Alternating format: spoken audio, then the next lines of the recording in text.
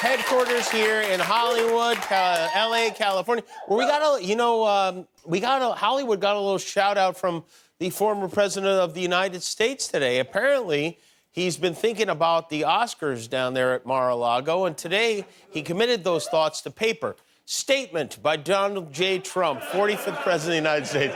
Somebody, by the way, brought this into my room. I was like, oh, this is going to be good. What is this?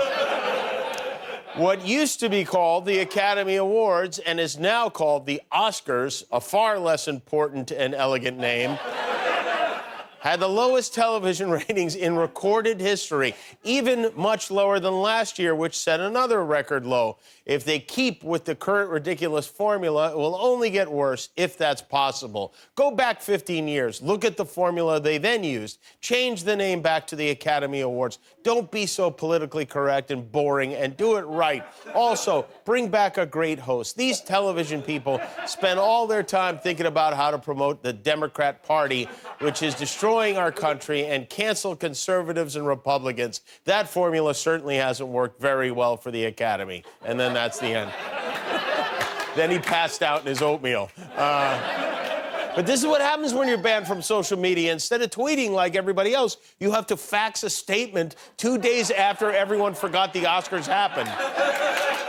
So the Academy, in an unusual move, fired back this afternoon with their own statement. They wrote, statement by the Academy of Motion Picture Arts and Sciences. What used to be called the President of the United States, and now is some guy called Don, a far less important and elegant name, has the lowest approval rating of any president in modern history. Your hair is ridiculous, your tan is ridiculous, and everything you say is dumb. Go back 15 years, get a new reality show, pretend to write another book, and go back to bed. P.S. Our show sucked this year because you gave everybody COVID. The end. Well, very well said. Well put. I don't know. Donald Trump's idea of the perfect Oscar show would be 3 hours of Jon Voight praising his 2-second on-screen performance in Home Alone 2, right? But he does make some valid points, and so we put our heads together this afternoon to come up with an Oscar show that would have been more entertaining for Donald Trump. And these are some nominated movies Trump probably would have enjoyed. The Father Who Never Showed Me Affection. Ma Rainey's Black Bottom That I Spanked with a Forbes magazine. Promising Young Woman, 130 grand to keep her mouth shut. The Trial of the Chicago 7-Layer Dip. And Grab Her by the Octopus Teacher. It's funny because the thing is, Donald Trump basically is the Oscars. Old, bloated, completely self-involved, and obsessed with gold. He's them. And at the White House today, President Biden had no thoughts on the Oscars, but he did give us some new guidelines as far as wearing masks goes. Starting today, if you're fully vaccinated and you're outdoors, you need, and not in a big crowd, you no longer need to wear a mask. Well, that's good news. Where are we on pants? Are those still required? And that wasn't all. The president also had a message for the millions of Americans who have still not been vaccinated. For those who haven't gotten their vaccination yet, especially if you're younger or think you don't need it, this is another great reason to go get vaccinated. Now. All right, you don't have to get weird about it. Now. Calm down. This mask mandate has been, it's been particularly tough on people like me who have very kissable lips, right, Guillermo? Oh, yeah. You know, to hide these, So, just to recap, the new rule, if you're outside, not in a big group, and you're fully vaccinated, you don't have to wear a mask. If you're outside and not vaccinated, go back inside and get vaccinated, okay? And brush your teeth, too. I'd like to bring that back. This new loosening of our collective muzzle couldn't have come sooner for Tucker Carlson of Fox News. He's very upset. America's favorite man, Karen, is so concerned about children being forced to wear masks, he's encouraging other like-minded individuals to get the authorities involved. As for forcing children to wear masks outside, that should be illegal. Your response when you see children wearing masks as they play should be no different from your response to seeing someone beat a kid in Walmart. Call the police immediately.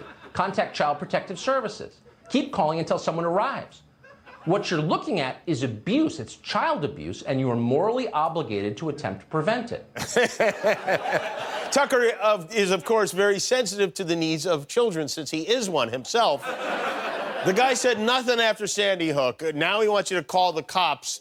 There's a kid with cotton on his face. If it's your own children being abused, then act accordingly.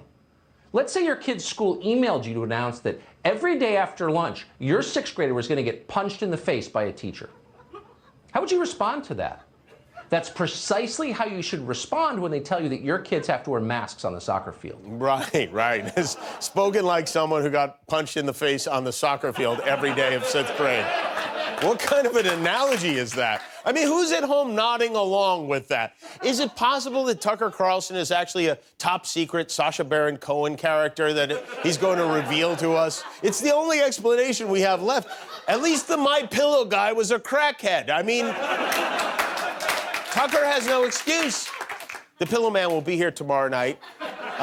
Mike Lindell is excited, and he's been very busy hyping his appearance on our show. In the meantime, tune in to Jimmy Kimmel on Wednesday night. I guess Brandon, people, my friends and stuff, have going, we're going to have watch parties. We're all getting together like watching this event on TV. And, we are. We've already invited people over. Melissa's making dips and chips and all kinds of things like we were watching the Super Bowl. All right, well, I'm glad Melissa's making chips. I don't know how she does that, but the only thing this will have in common with the Super Bowl is one of the key players appears to have suffered a traumatic brain injury. Otherwise, I don't know what you guys... Are you ready for this, Guillermo? I'm ready, Jimmy. Because, you know, Mike Lindell said there are people trying to kill him. I know, but I hope he brings pillows for everybody.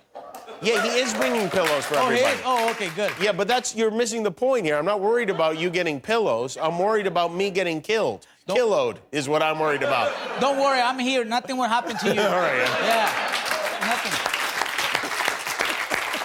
I'd be safer if the pillows were guarding the show.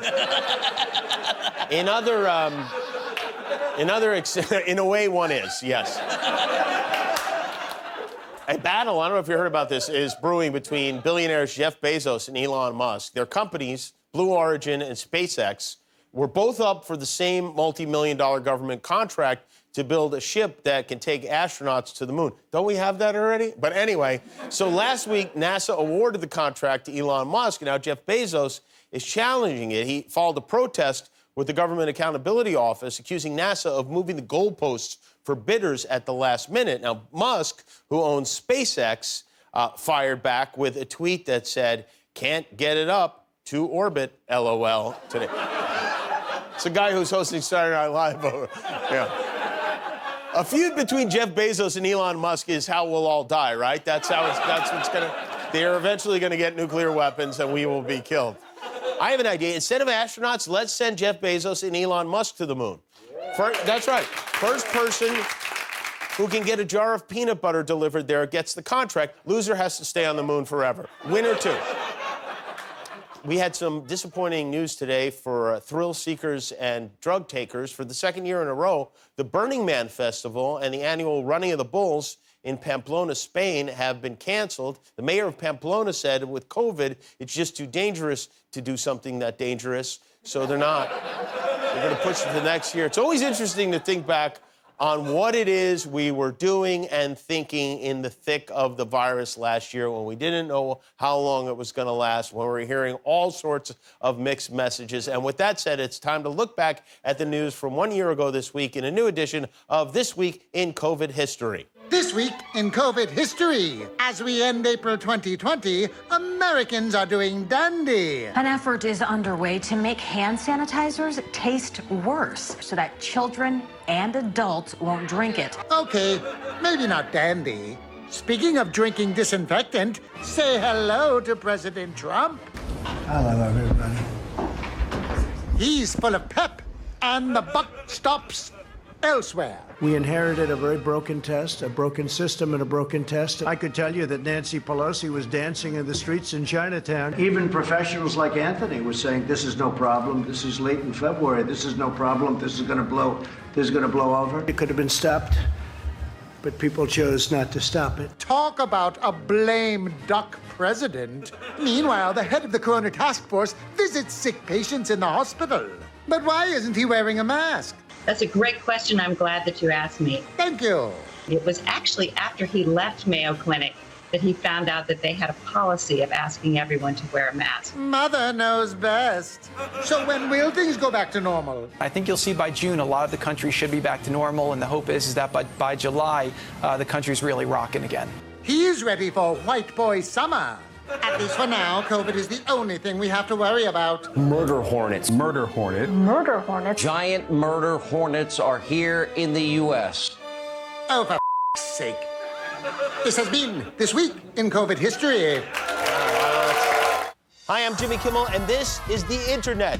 I made it myself. Hit subscribe if you like it.